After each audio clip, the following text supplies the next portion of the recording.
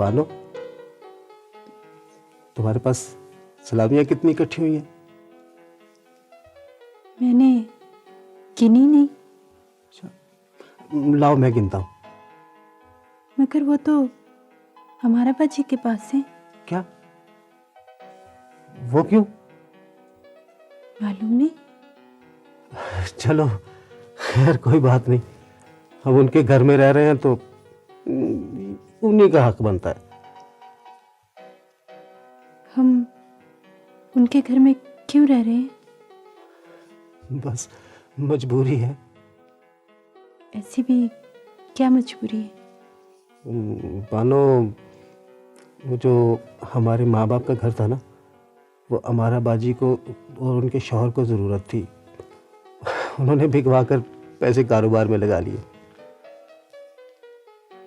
तो क्या हम लोग हमेशा यहीं रहेंगे? नहीं, बस जैसे ही कोई नौकरी मिली मैं तुम्हें और माँ को लेकर अलग हो जाऊंगा। और अब्बा जी? अब्बा जी वो तो बेटियों के बाप हैं। उनके ख्याल में माँ ने मुझे बिगाड़ दिया है, इसलिए ना माँ उनको अच्छी लगती है और ना मैं। बल्कि एक तरह से उन्होंने मुझे आँख ही कर रखा है। मगर आप तो अपने माँ बाप के इकलौते बेटे हैं ना? माँ का इकलौता बेटा हूँ। बाप ने तो आज तक बेटा समझा ही नहीं।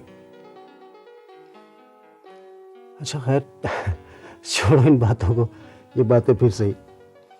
बस तुम दुआ करो कि मुझे नौकरी मिल जाए। आज इंटरव्यू है।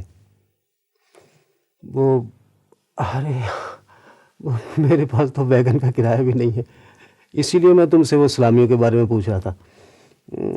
बानो, टूटे हुए 5 रुपए उधार दे सकती हो? मेरे पास तो कुछ भी नहीं है। अच्छा तो ठीक है, कोई बात नहीं बानो, मैं पैदल ही चला जाऊंगा, कोई बात नहीं। नहीं, ठहरे 1 मिनट।